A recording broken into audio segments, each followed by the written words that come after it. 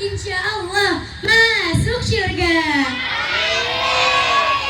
Assalamualaikum warahmatullahi wabarakatuh. Waalaikumsalam warahmatullahi wabarakatuh. Bismillahirrahmanirrahim.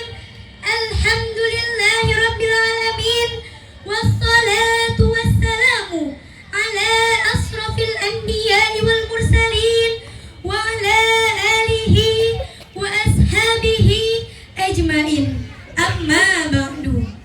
Tiada kata yang paling indah dan paling pantas diucapkan oleh setiap muslim dan muslimat di awal pertemuan kecuali mengucapkan seraya bersyukur kepada Allah Subhanahu wa taala.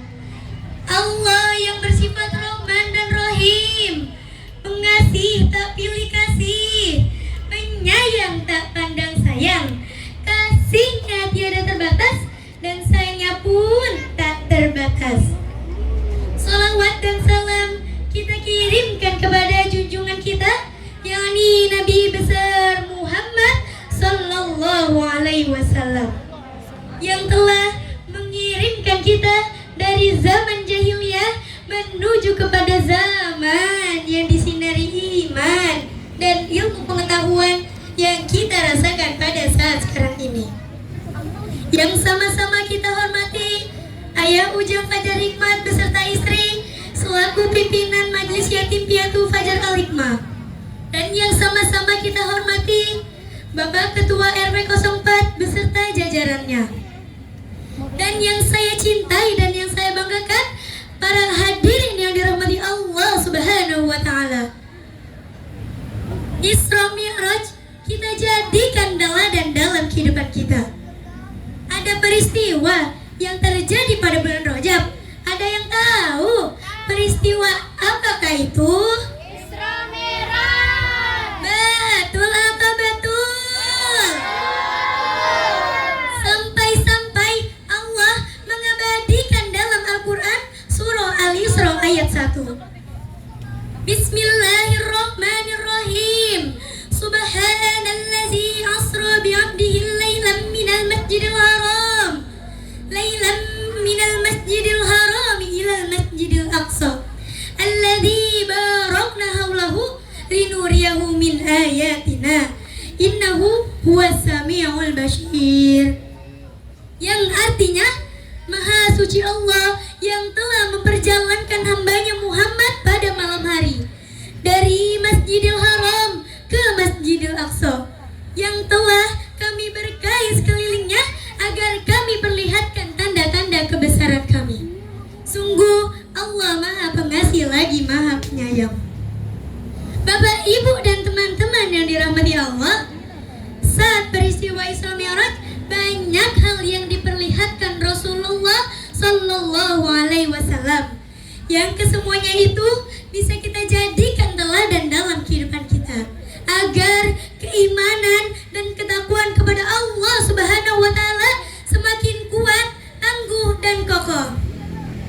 Bapak, Ibu, dan teman-teman yang dirahmati Allah, saat perjalanan Isra Mi'raj, Rasulullah sallallahu alaihi wasallam melihat sekelompok kaum yang menanam benih, tumbuh hari itu juga, dan panen hari itu juga. Begitu seterusnya. Rasul bertanya kepada Jibril, "Wahai Jibril, siapakah sekelompok kaum itu?" Lalu Jibril menjawab, "Ya Rasulullah, merekalah sekelompok kaum yang semasa di dunianya berjuang fisabilillah." Allah menjelaskan dalam Al-Quran surah Al-Hujurat ayat 15. Sesungguhnya orang-orang mukmin yang sebenarnya, merekalah yang beriman kepada Allah dan Rasulnya, dan merekalah yang tidak ragu-ragu, mereka berjihad di jalan Allah dengan nyawa dan hartanya. Sungguh merekalah orang-orang yang benar. 2. Saat perjalanan Isra, Rasulullah sallallahu alaihi wasallam melihat sekelompok kaum yang menghantamkan batu besar di kepalanya sampai hancur berkeping-keping. Rasul bertanya kepada Jibril, "Wahai Jibril, siapakah sekelompok kaum itu?" Lalu Jibril menjawab, "Ya Rasulullah, mereka lah sekelompok kaum yang semasa di dunianya berat melaksanakan sholat. Semasa hidupnya mereka enggan melaksanakan sholat. Jangan sampai kita enggan melaksanakan sholat ya Bapak Ibu dan teman-teman. Karena untuk memperoleh perintah sholat ini, perjuangan Rasulullah SAW sangatlah berat saat di Isra Mi'rajkan.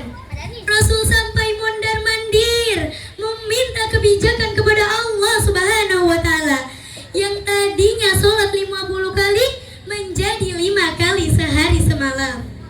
Maka dengan itu, yuk bareng-bareng kita mengingat perjuangan Nabi Muhammad SAW untuk menerima perintah sholat ini. Di suatu malam di bulan Rajab, Allah memanggil Nabi Muhammad untuk menerima wahyu salat sehari semalam 17 rakaat dari Masjidil Haram ke Masjidil Aqsa, dari Masjidil Aqsa ke Sidratul Muntaha. Subuh 2 rakaat, zuhur asar 4, maghrib 3, isya 4. Jangan sampai lupa tanggal 27 pada bulan Rajab, kita peringati itu hari Isra Mi'raj. Kita peringati itu hari Isra Mi'raj. Wabillahi taufiq wal hidayah. Wassalamualaikum